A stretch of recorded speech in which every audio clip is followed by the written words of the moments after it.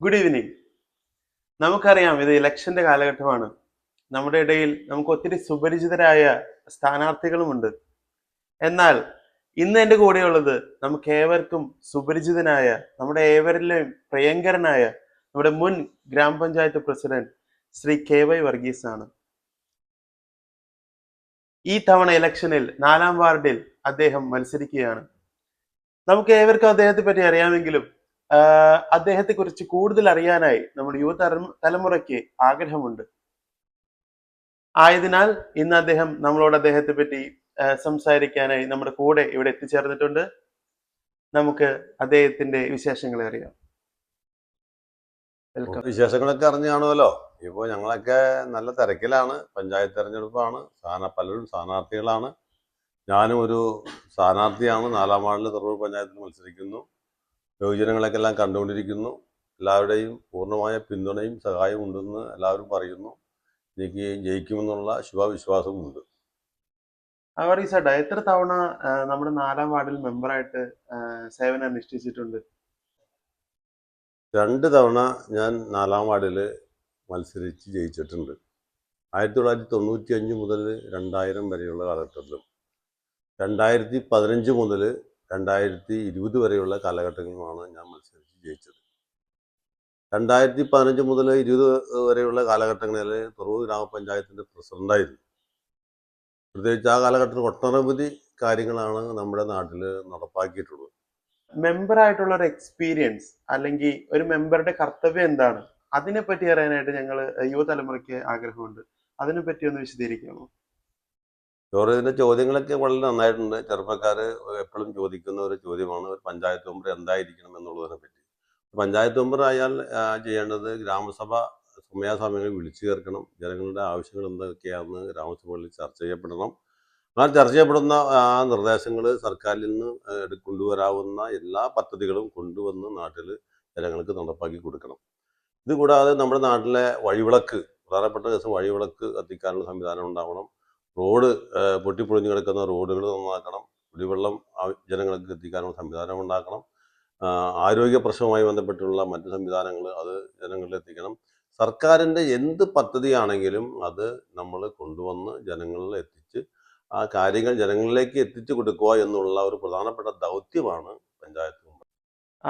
ഇതിനു പുറമെ ജനങ്ങളുടെ പ്രശ്നങ്ങൾ വരുമല്ലോ, അപ്പൊ അതിനെങ്ങനെയാണ് അഭിമുഖീകരിക്കുന്നത്? അതിനെങ്ങനെയാണ് വർഗീസേട്ടൻ നേരിടുന്നത്? അതിനെപ്പറ്റി 2 വാക്ക്. ശരി, ജോർജ് പറ കറക്റ്റാണ്.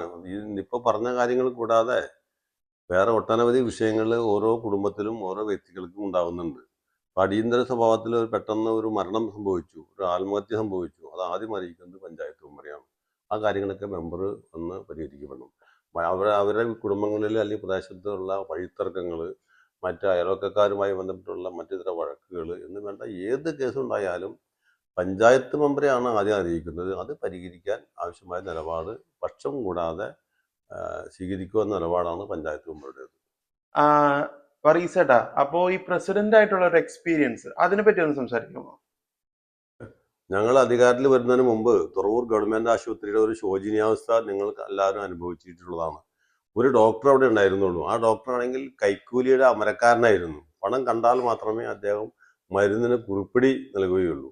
ഇത് പഞ്ചായത്ത് ഭരണസമിതി ഒന്നടക്കം ഞാൻ ഉൾപ്പെട്ടിരുന്ന ഞങ്ങളുടെ പഞ്ചായത്തിൻ്റെ വികസന standing committee chairman Joseph Parakkattil, അതുപോലെ ആരോഗ്യ standing committee chairman Jaison, vice president, മറ്റ് സ്റ്റാൻഡിംഗ് കമ്മിറ്റി അംഗങ്ങൾ, മെമ്പർമാർ എല്ലാവരും കൂടി അദ്ദേഹത്തെ അറിയിക്കുകയും DMOനെ അറിയിക്കുകയും വിജിലൻസിനെ അറിയിക്കുകയും ചെയ്തതിൻ്റെ ഫലമായിട്ട് പെട്ടെന്ന് തന്നെ DMO സൈറ്റിൽ വന്ന് ഇതിനാവശ്യമായ നിലപാട് സ്വീകരിച്ച് അയാളെ മാറ്റി പുതിയ ഡോക്ടറെ വയ്ക്കുന്ന നിലപാടാണ് അന്ന് സ്വീകരിച്ചത്.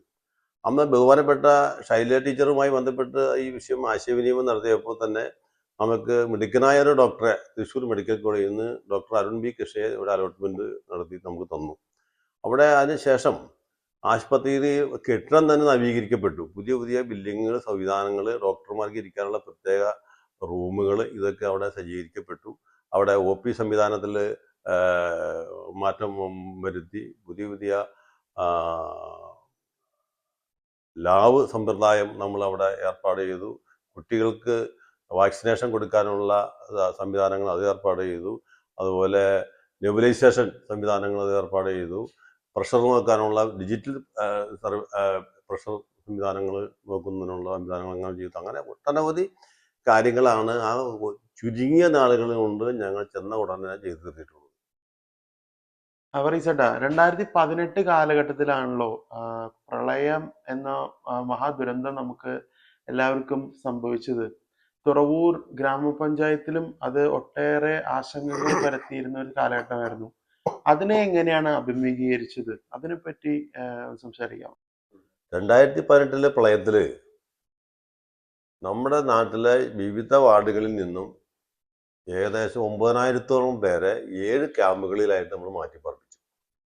ആ മാറ്റിപ്പാർപ്പിച്ച ആൾക്കാർക്ക് ആവശ്യമായിട്ടുള്ള കിടക്കാനുള്ള സൗകര്യങ്ങൾ നമ്മുടെ ഈ പ്രദേശത്തുള്ള വിവിധ ആരാധനാലയങ്ങൾ, വിദ്യാലയങ്ങൾ ഇതെല്ലാം ഉപയോഗപ്പെടുത്തി നമ്മൾ. ഇത് കൂടാതെ ഇവർക്ക് ആവശ്യമായിട്ടുള്ള ഭക്ഷണം, വസ്ത്രം, മരുന്ന്, വൈദ്യുതി തുടങ്ങിയിട്ടുള്ള ആ സംവിധാനങ്ങൾ ഉൾപ്പെടെ പഞ്ചായത്ത് വളരെ നന്നായി ആ കാര്യങ്ങളൊക്കെ പ്രത്യേകം ശ്രദ്ധിച്ച് കൈകാര്യം ചെയ്തിട്ടുണ്ട്. ഇത് കൂടാതെ ഇവർ വെള്ളം ഇറങ്ങിക്കഴിഞ്ഞപ്പോൾ സത്യം പറഞ്ഞാൽ അവരുടെ വീടുകളിൽ ചെന്ന് കണ്ട വളരെ ദുരന്തമായിരുന്നു. വീടുകളിൽ പകുതിയിലധികം വീടുകളിൽ ചെളി നിറഞ്ഞ് കയറി അകത്തേക്ക് കടക്കാൻ പോലും പറ്റാത്ത ഒരു സാഹചര്യം. കിണറുകളൊക്കെ ചെളിവെള്ളമായിട്ട് നിറഞ്ഞു കിടക്കുന്നു. മിറ്റവും പരിസരവും ഒക്കെ വൃത്തിഹീനമായി കിടക്കുന്നു. ഇതൊക്കെ നമ്മുടെ ഈ നാട്ടിലുള്ള യുവജന സംഘടനകൾ ഉൾപ്പെടെ അവരുടെ സഹായങ്ങൾ അഭ്യർത്ഥിച്ചും പഞ്ചായത്ത് ഫണ്ടും ഉപയോഗപ്പെടുത്തിക്കൊണ്ട് അതൊക്കെ ക്ലീൻ ചെയ്ത് അവരെ വീട്ടിൽ കയറ്റി താമസിപ്പിക്കാനുള്ള ഒരു സംവിധാനമാണ് അന്ന് പഞ്ചായത്ത് ചെയ്തത്. ഇത് കൂടാതെ ഇവർ വീട്ടിലേക്ക് പോകുമ്പോൾ അവരെല്ലാം നഷ്ടപ്പെട്ടു പോയല്ലോ. അവരെ കൃഷി നശിച്ചു പോയി, അവരുടെ ഭക്ഷ്യസാധനങ്ങളെല്ലാം നഷ്ടപ്പെട്ടു പോയി. അപ്പോൾ തൽക്കാലം അവർക്ക് എന്തെങ്കിലും സാധനം വാങ്ങിക്കാനുള്ള പണം പോലും അവരുടെ കയ്യിലില്ല. അപ്പോൾ വീട്ടിൽ ചെന്ന് അവർക്ക് തൽക്കാലം ഭക്ഷണം പാകം ചെയ്യാനാണ് ആവശ്യമായിട്ടുള്ള അരി ഉൾപ്പെടെയുള്ള പലവ്യഞ്ജനങ്ങൾ ഉൾപ്പെടെയുള്ള ചില പച്ചക്കറികൾ ഉൾപ്പെടെ നമ്മൾ അവർക്ക് കൊടുത്തു വിട്ടുകൊണ്ടാണ് ഈ കാര്യങ്ങളൊക്കെ അന്ന് നിർവഹിക്കപ്പെട്ടത്. ഇത് കൂടാതെ അവർക്ക് സർക്കാരിൻ്റെ ആനുകൂല്യം പ്രത്യേകം ഉണ്ടായിരുന്നു. ഓരോ വെള്ളം കയറിയ കുടുംബങ്ങളിൽ ആ സർക്കാർ ആനുകൂല്യം ആ അർഹതപ്പെട്ട കുടുംബങ്ങൾക്ക് എല്ലാവർക്കും അത് വാങ്ങിച്ചു കൊടുക്കാൻ പഞ്ചായത്ത് പ്രത്യേകം ലിസ്റ്റും തയ്യാറാക്കി സർക്കാരിൽ നിന്ന് ആ പണവും എത്തിച്ചു കൊടുത്തിട്ടുണ്ട്. പൂർണ്ണമായിട്ടും ഓരോ വീടിൻ്റെയും ആ സ്റ്റേജ് തകർന്നതിൻ്റെയും കേടുവന്നതിൻ്റെ സ്റ്റേജ് അനുസരിച്ചാണ് നമ്മുടെ ഉദ്യോഗസ്ഥന്മാർ ഉൾപ്പെടെ വന്ന് കണ്ട് അതിൻ്റെ എസ്റ്റിമേറ്റ് എടുത്ത് അതിനാവശ്യമായിട്ടുള്ള ഫണ്ടുകൾ അനുവദിച്ചു കൊടുത്തു. അതിന് ഒരു പക്ഷവും കൂടാതെ തന്നെ ഇത്തരം കാര്യങ്ങൾ ഒരു ആക്ഷേപത്തിന് ഇടവരാത്ത രൂപത്തിൽ ഈ കാര്യങ്ങളൊക്കെ ഞങ്ങൾ പൂർണ്ണമായിട്ടും ചെലവഴിക്കുക ചെയ്തിട്ടുണ്ട്. പൂർണ്ണമായിട്ടും വീട് തകർന്നു പോയവർക്ക് പുതിയ വീട് തന്നെ വെച്ച് കൊടുക്കുന്ന സ്ഥിതി ഉണ്ടായിട്ടുണ്ട്. കൃഷി നശിച്ചു പോയവർക്ക് അവർക്ക് സഹായം ചെയ്തു കൊടുത്തിട്ടുണ്ട്. ഇങ്ങനെ എല്ലാ കാര്യങ്ങളിലും പഞ്ചായത്ത് ഭരണസമിതി പ്രത്യേകം ശ്രദ്ധിക്കപ്പെട്ടിട്ടുണ്ട്. വളരെ ശരിയാണ് പറയിച്ചേട്ടാ. കാരണം ആ സമയങ്ങളിൽ ഒത്തിരി ആൾക്കാർ ഈ ദുരിതബാധിതരായിട്ട് ക്യാമ്പുകളിലായാലും അല്ലെങ്കിൽ ബന്ധുക്കളുടെ വീട്ടിലൊക്കെ ആയാലും നിന്നിട്ട് ഒത്തിരി കഷ്ടതകൾ അനുഭവിച്ച ഒരു സമയമായിരുന്നു. അപ്പൊ അവർക്ക് നിങ്ങൾ ചെയ്തതൊക്കെ വളരെ വലിയ കാര്യങ്ങളാണ്. ഇപ്പോഴും അതിനെപ്പറ്റി അവർ സംസാരിക്കാറുണ്ട്. അപ്പോ ആ ഒരു കാലഘട്ടത്തില് അവർക്കത് വളരെ ആവശ്യമായിരുന്നു. അപ്പൊ ആവശ്യമുള്ളവർക്ക് അർഹതപ്പെട്ടവർക്ക് അത് കറക്റ്റ് ആയിട്ട് അവരിലേക്ക് എത്തിച്ചേർന്നു എന്നതാണ് അതിന്റെ ഒരു മഹത്വം. അപ്പൊ അതിന് വളരെയേറെ ആശംസകൾ. പ്രളയത്തിന് ശേഷം നമ്മുടെ യുവാക്കൾക്കായിട്ട് നമ്മുടെ ഗവൺമെന്റ് ITI തുറവൂർ ഗ്രാമപഞ്ചായത്തില് ഇൻട്രൊഡ്യൂസ് ചെയ്ത് വർഗീസേട്ടന്റെ കാലഘട്ടത്തിലാണ്. അതിനുവേണ്ടി വർഗീസേട്ടൻ കുറെ ശ്രമങ്ങൾ നടത്തിയിട്ടുണ്ട്. അപ്പൊ അതിനെപ്പറ്റി അറിയാനായിട്ട് നമുക്ക് ആഗ്രഹമുണ്ട്. അതിനെപ്പറ്റി 2 വാക്ക്. തുറവൂർ പഞ്ചായത്തിൽ ഒരു ITI ആരംഭിക്കുന്നതിന് വേണ്ടിയിട്ട് നമ്മൾ അന്നത്തെ ഇടതുപക്ഷ ജനാധിപത്യ മുന്നണി സർക്കാരിനുമായി അതിനകത്ത് പ്രത്യേകിച്ച് ആ വകുപ്പ് കൈകാര്യം ചെയ്യുന്ന TP രാമകൃഷ്ണൻ മന്ത്രിയുമായി ബന്ധപ്പെട്ട് പലവട്ടം നമ്മൾ സംസാരിക്കാനും പഞ്ചായത്ത് വിവിധ തരത്തിൽ കമ്മിറ്റികളിൽ കൂടി കത്തുകൾ കൈമാറാനിടയായി. ഇത്തരം കത്തുകളൊക്കെ കൈമാറുമ്പോൾ തന്നെ അന്നത്തെ ഇപ്പോഴത്തെ വ്യവസായ വകുപ്പ് മന്ത്രി P രാജീവുമായി ഞങ്ങൾക്ക് വ്യക്തിപരമായും രാഷ്ട്രീയമായും നല്ല ബന്ധമുണ്ടായിരുന്നു.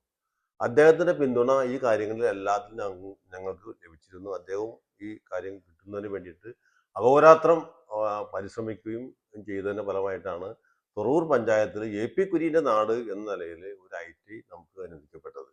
ഇപ്പോൾ സാധാരണക്കാരായ വളരെ പാവപ്പെട്ട കുടുംബങ്ങളിലെ ഒട്ടനവധി പിള്ളേർ അവിടെ പഠിക്കുകയും അവർക്ക് ഇതിന് ശേഷം വിവിധ കമ്പനികളിൽ ജോലി കിട്ടാൻ ആവശ്യമായിട്ടുള്ള സംവിധാനങ്ങൾ ഉൾപ്പെടെ ഇതിന്റെ ഫലമായിട്ട് കിട്ടുകയും ചെയ്തിട്ടുണ്ട്. തീർച്ചയായിട്ടും അത് നമ്മുടെ പഞ്ചായത്തിന് ഏറ്റവും വലിയ ഒരു വികസന നേട്ടമായിട്ട് ഞാൻ കാണുന്നു. ഇത് കൂടാതെ ഇതിനാവശ്യമായിട്ടുള്ള ഭൗതിക സാഹചര്യം ഒരുക്കുന്നതിന് വേണ്ടിയിട്ടുള്ള സ്ഥലം ഞങ്ങൾ കണ്ടെത്തി സർക്കാരിലേക്ക് സമർപ്പിക്കപ്പെട്ടിട്ടുണ്ട്. അത് പിന്നീട് വന്നിട്ടുള്ള പഞ്ചായത്ത് ഭരണസമിതി അത് വേണ്ടത്ര അതുമായി ബന്ധപ്പെട്ട് ഏറ്റെടുക്കാനോ അവിടെ കെട്ടിടം പണിയാനും സാധിച്ചില്ല. അത് സാധിക്കാത്തതിന്റെ ഫലമായിട്ട് സർക്കാർ അനുവദിച്ച അന്നത്തെ 5 കോഴ്സ് 2 കോഴ്സ് ഇപ്പോൾ ആരംഭിച്ചിട്ടുള്ളൂ. ബാക്കി 3 കോഴ്സ് കൂടി ആരംഭിക്കാനുണ്ട്. ഞങ്ങൾക്കൊരു ഭരണം കിട്ടിക്കഴിഞ്ഞാൽ ഇടതുപക്ഷ ജനാധിപത്യ മുന്നണിക്ക് വീണ്ടും ഒരു ഭരണം കിട്ടിയാൽ ഈ പഞ്ചായത്തിൽ ഇതിനുള്ള എല്ലാ ഭൗതിക സാഹചര്യങ്ങളും ഒരുക്കാനുള്ള ശ്രമം ഞങ്ങൾ നടത്തും. അതാണ് ഞങ്ങൾക്ക് ഇതുമായി ബന്ധപ്പെട്ട് പറയാനുള്ളത്. വരീച്ചേട്ടാ, നമ്മുടെ തുറവൂരിന് ഇത് വളരെ നല്ലൊരു നേട്ടമായിട്ടാണ് ഞാൻ കരുതുന്നത്. അതുപോലെ എന്നെ പോലുള്ള പുതുതലമുറയ്ക്കായാലും ഒത്തിരി അവസരങ്ങളാണ് ഇതുമൂലം ലഭിക്കുന്നത്. അപ്പൊ അത് വളരെ നല്ലൊരു കാര്യമായിട്ടാണ് തോന്നുന്നത്. വരീച്ചേട്ടാ, നമ്മൾ പ്രളയത്തിനെ പറ്റി സംസാരിച്ചു. പക്ഷെ അതിനേക്കാളും മാരകമായ ഒരു ദുരന്തമായിരുന്നു 2019 സംഭവിച്ച കോവിഡ് എന്ന മഹാമാരി. നമ്മൾ ആരും മുൻപ് കണ്ടിട്ടില്ലാത്തൊരു അവസ്ഥയായതിനാൽ ഒരു പ്രസിഡന്റ് എന്ന നിലയിൽ അതിനെങ്ങനെയാണ് അഭിമുഖീകരിച്ചത്? അതിനെപ്പറ്റി 2 വാക്ക് സംസാരിക്കാമോ? കോവിഡ് മഹാമാരി നമ്മുടെ പഞ്ചായത്തിൽ ആദ്യമായിട്ടാണ് ഉണ്ടായിട്ടുള്ളത്. ജനങ്ങൾ ആരും സംഭവത്തെ പറ്റി കേട്ടിട്ട് പോലുമില്ല. ആദ്യം ഫസ്റ്റ് ഒരു കേസ് റിപ്പോർട്ട് ചെയ്തു. പിന്നീട് വന്നപ്പോൾ ഓരോ ദിവസം ചെല്ലുന്തോറും എണ്ണങ്ങൾ കൂടിക്കൊണ്ടിരിക്കുന്നു. അപ്പോൾ ഫ്രീ ആയിട്ട് ടെസ്റ്റ് ചെയ്യാനുള്ള സംവിധാനം നമ്മുടെ സർക്കാർ ആശുപത്രിയിൽ സംവിധാനം ഉണ്ടാക്കി. പിന്നീട് എണ്ണം കൂടിയതിന് ശേഷമാണ് ഇവരെ FLTC മുഖേന അവർക്ക് ട്രീറ്റ്മെന്റ് നടത്താനുള്ള സംവിധാനം പ്രത്യേക അങ്കമാലി കൺവെൻഷൻ സെന്റർ നമ്മൾ ഏറ്റെടുത്തുകൊണ്ട് അവിടെ അതിനാവശ്യമായ സംവിധാനങ്ങൾ ഏർപ്പെടുകയും ചെയ്തു. പിന്നെ നമ്മുടെ ആശുപത്രിയിലാണെങ്കിൽ അവിടെ ഒരുപാട് സൗകര്യങ്ങൾ പഞ്ചായത്ത് ഭരണസമിതി ഏർപ്പാട് ചെയ്തതിൻ്റെ ഫലമായിട്ട് പുതിയ ബിൽഡിംഗ് ഉൾപ്പെടെ ഉണ്ടാക്കിയതിൻ്റെ ഫലമായിട്ട് ഇവിടെ വാക്സിനേഷൻ കൊടുക്കാൻ വേണ്ടിയിട്ട് പ്രത്യേകം കൗണ്ടർ നമ്മൾ തയ്യാറാക്കുകയതിൻ്റെ ഫലമായി ഈ തുറവൂർ പഞ്ചായത്തിലെ മാത്രമല്ല മറ്റിതര പഞ്ചായത്തുകളിലെ ആൾക്കാർക്ക് ഉൾപ്പെടെ ഇവിടെ വന്ന് വാക്സിനേഷൻ കൊടുക്കാനും അതിനുള്ള സംവിധാനവും നമുക്ക് ഉണ്ടാക്കാൻ പറ്റിയിട്ടുണ്ട്. ഇത് കൂടാതെ ഇങ്ങനെ വന്ന രോഗികളെ നമ്മൾ ഇവിടെ കൊണ്ട് പറ്റാത്ത രോഗികളുണ്ടെങ്കിൽ അത് മെഡിക്കൽ കോളേജുകളിലും മറ്റു സ്ഥലങ്ങളിലേക്കും എത്തിക്കാനുള്ള സംവിധാനങ്ങൾ ചെയ്തു. അവർക്ക് കൊണ്ടുപോകാനുള്ള യാത്രാ സൗകര്യങ്ങൾ നമ്മൾ ഏർപ്പാട് ചെയ്തു. ഇത് കൂടാതെ നാട്ടിൽ ഈ കോവിഡ് വന്ന് സംഭവിച്ചു കഴിഞ്ഞാൽ അവരെ കുടുംബങ്ങൾക്ക് ആവശ്യമായിട്ടുള്ള ഭക്ഷണം ഉൾപ്പെടെ കൊടുക്കാൻ വേണ്ടിയിട്ട് പഞ്ചായത്ത് പ്രത്യേകം ശ്രദ്ധിച്ച് കാര്യങ്ങൾ നടത്തിയിട്ടുണ്ട്. കുറെ പേർക്ക് ടിവിയും സ്മാർട്ട് ഫോണും ഒക്കെ കൊടുക്കുന്നതായിട്ട് ഫേസ്ബുക്കിൽ ഒത്തിരി ഫോട്ടോസ് ഞാൻ കണ്ടായിരുന്നു. അത് എന്തിന്റെ ഭാഗമായിട്ടുള്ള ഇതായിരുന്നു വരീച്ചേട്ടാ? കോവിഡ് വന്നു കഴിഞ്ഞപ്പോൾ നമ്മുടെ വിദ്യാർത്ഥികൾക്ക് പഠിക്കാൻ പറ്റാത്ത ഒരു സാഹചര്യം ഉണ്ടായിരുന്നു. സ്കൂളുകളെല്ലാം അടച്ചുപൂട്ടി, എല്ലാ വിദ്യാലയങ്ങളും അടച്ചുപൂട്ടി. അപ്പോൾ ഓൺലൈൻ ക്ലാസ്സുകളാണ് അന്ന് കൊടുത്തുകൊണ്ടിരുന്നത്. ഓൺലൈൻ ക്ലാസ് എടുക്കുമ്പോൾ കുട്ടികൾക്ക് ഇതിന് വേണ്ട സ്മാർട്ട് ഫോൺ വേണം, അതല്ലെങ്കിൽ നല്ല സ്മാർട്ട് TV വേണം. അപ്പോൾ ഇത് രണ്ടും ഉണ്ടായാൽ മാത്രമേ, ഏതിലൊന്നും ഉണ്ടായാൽ മാത്രമേ ഇവർക്ക് ഇത് പഠിക്കാൻ പറ്റുള്ളൂ. അപ്പോൾ അങ്ങനെ വന്നു കഴിഞ്ഞപ്പോൾ പഞ്ചായത്ത് പ്രത്യേകം താല്പര്യമെടുത്ത് ചില സംഘടനകളെയും വ്യക്തികളെയും കണ്ട് അവരിൽ നിന്ന് ഇത്തരത്തിലുള്ള സാധനങ്ങൾ സമാഹരിച്ചുകൊണ്ട് ഈ പാവപ്പെട്ട ഒരു നിർവാഹമില്ലാത്ത ഒട്ടനവധി കുടുംബങ്ങൾക്ക് സ്മാർട്ട് ഫോണും ഇതുപോലെ സ്മാർട്ട് TVയും നമ്മൾ കൊടുത്തിട്ടുണ്ട്. ഇപ്പൊ നമ്മുടെ തെരഞ്ഞെടുപ്പിന്റെ സമയമാണല്ലോ. അപ്പൊ ഈ സമയത്ത് വർഗീസേട്ടന് ജനങ്ങളോട് എന്താണ് പറയാനുള്ളത്? ഈ തെരഞ്ഞെടുപ്പ് സമയത്ത് ഞങ്ങൾക്ക് പറയാനുള്ളത്, നമ്മുടെ തുറവൂർ ഗ്രാമപഞ്ചായത്തിൽ വിവിധ വികസന പദ്ധതികൾക്ക് വേണ്ടിയിട്ട് അനുവദിച്ച തുകയിൽ 7.5 കോടിയോളം രൂപ ഈ നിലവിലുള്ള പഞ്ചായത്ത് ഭരണസമിതി ലാപ്സാക്കി കളഞ്ഞു. ആ പദ്ധതി നിർവഹണം നടത്താൻ പറ്റാതെ, പണം ചെലവഴിക്കാൻ പറ്റാതെയാണ് അത് ലാപ്സാക്കി കളഞ്ഞത്. അത് തന്നെയുമല്ല, ഒരു ആംബുലൻസ്, പുതിയ ആംബുലൻസ് നമ്മുടെ block panchayat member cilia Winnie Thuravoor ഗ്രാമപഞ്ചായത്തിലെ പാവപ്പെട്ട ജനങ്ങൾക്ക് സൗകര്യം ഒരുക്കാൻ വേണ്ടിയിട്ട് പുതിയൊരു ആംബുലൻസ് കൊടുത്തു. ആ ആംബുലൻസ് 2.5 കൊല്ലമായിട്ട് ഇതേവരെ ഉപയോഗിക്കാതെ നശിച്ചുകൊണ്ടിരിക്കുകയാണ്. ബഹുമാനപ്പെട്ട മെഡിക്കൽ ഓഫീസർ പറഞ്ഞു, നിങ്ങൾ ഒരു ഡ്രൈവറെ വെച്ച് തന്നാൽ മതി, ആ ഡ്രൈവർക്ക് ആവശ്യമായ ശമ്പളം ആശുപത്രിയുടെ HMC ഫണ്ടിൽ നിന്ന് കൊടുക്കാമെന്ന് പറഞ്ഞിട്ട് പോലും അതിന് പോലും പഞ്ചായത്ത് ഭരണസമിതി തയ്യാറാവാതെ ഈ ആംബുലൻസ്, പുതിയൊരു ആംബുലൻസ് അവിടെ കിടന്ന് നശിച്ചുകൊണ്ടിരിക്കുന്ന സ്ഥിതിയാണ്. ഇത് സാധാരണക്കാരോടും ജനങ്ങളോടൊരു വെല്ലുവിളിയാണ്. ഇവിടെ നമ്മുടെ നാട്ടിലെ ഒട്ടനവധി പാവപ്പെട്ട ജനങ്ങൾക്ക് ആശുപത്രിയിൽ രോഗികളെ കൊണ്ടുപോകാനും അതുപോലെ മരിച്ചാൽ ഡെഡ് ബോഡി കൊണ്ടുപോകുന്നതിനൊക്കെ ഈ ആംബുലൻസ് ആവശ്യമാണ്. അപ്പം അങ്ങനെ ആവശ്യം വരുമ്പോൾ മറ്റ് ഇതര പ്രദേശങ്ങളിൽ നിന്നൊക്കെയാണ് ഈ ആംബുലൻസ് നമ്മൾ വാങ്ങിച്ച് ഉപയോഗപ്പെടുത്തുന്നത്. അത് തന്നെയല്ല, സ്മാർട്ട് വില്ലേജ് ഓഫീസ്, നമ്മുടെ പഞ്ചായത്തിൽ സ്മാർട്ട് വില്ലേജ് ഓഫീസ് എന്ന് പറഞ്ഞാൽ നിസ്സാര കാര്യമല്ല. 55 ലക്ഷത്തോളം രൂപ അതിനു വേണ്ടിയിട്ട് സർക്കാർ അനുവദിച്ചു കൊടുത്തു.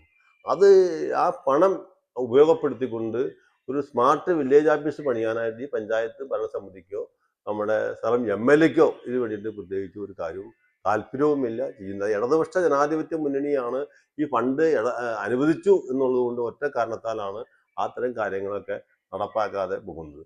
തന്നെയുമല്ല, നമ്മുടെ നാട്ടിലെ ഒട്ടനവധി റോഡുകൾ കുണ്ടും കുഴിയുമായി കിടന്ന് നശിച്ചുകൊണ്ടിരിക്കുകയാണ്.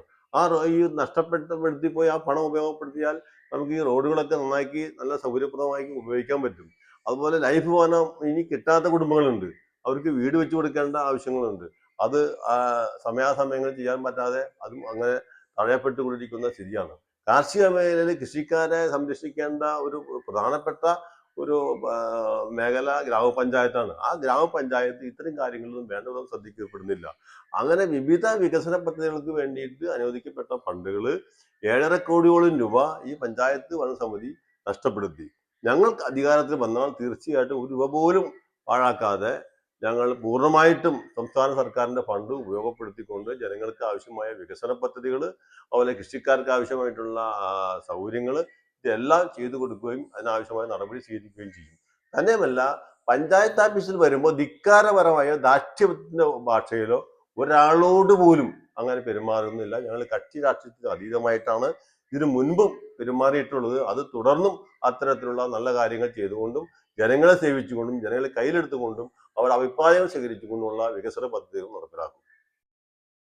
പറീസേട്ടാ, ഈ പറഞ്ഞ കാര്യങ്ങളൊക്കെ വളരെ നമ്മൾ യുവാക്കൾ അറിയുവാനായിട്ട് ഒത്തിരി ആഗ്രഹിക്കുന്ന കാര്യങ്ങളാണ്. അപ്പോ അതിനുവേണ്ടി ഇത്ര തിരക്കുകളുടെ ഇടയിലും നമ്മൾക്ക് വേണ്ടി നമ്മൾ ചെറിയ ചെറിയ ചോദ്യങ്ങൾ ചോദിക്കണമെന്നുണ്ടെങ്കിൽ ഞാനൊരു പ്രൊഫഷണൽ ഇന്റർവ്യൂവറോ ഒന്നുമല്ല. എങ്കിൽ തന്നെയും ഈ ചോദ്യങ്ങൾക്ക് വ്യക്തമായ മറുപടി നൽകുകയും അതുപോലെ യുവാക്കളുടെ ചോദ്യങ്ങൾക്ക് നാളെയും ഉത്തരം നൽകുമെന്നുള്ളൊരു വാഗ്ദാനം നൽകുകയും ചെയ്തതിന് വളരെ നന്ദി. അപ്പോ ഈ ഇലക്ഷൻ അടുത്തുകൊണ്ടിരിക്കുന്ന ഈ സാഹചര്യത്തിൽ ഇലക്ഷന് ജയിക്കാനായിട്ടുള്ള എല്ലാ ഭാവുകങ്ങളും ആശംസകളും നേരുന്നു. ഒരിക്കൽ കൂടി നന്ദി പറീസേട്ടാ.